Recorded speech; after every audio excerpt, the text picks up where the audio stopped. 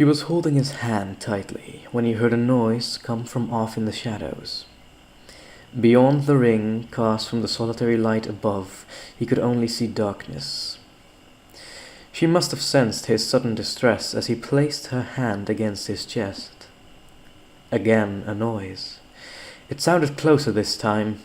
They weren't alone in this park. Her heart was racing now to match his. He didn't speak as to hear better and gave her a look. Her eyes were wide open now. She must have heard it too. The noise came again. Something was moving in the bushes. The glint of eyes caught the light for just a second. He turned to meet her stare. She must have seen it too.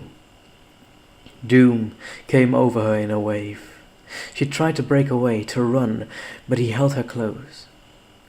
A noise of rustling leaves and movement came again as it came into the light. The cat stopped and studied them for a second before it re-entering the darkness. He sighed with relief and tightened his grip on her throat as he slit the knife from her chest. Her grip slackened, and he smiled as he watched the life extinguish from her eyes.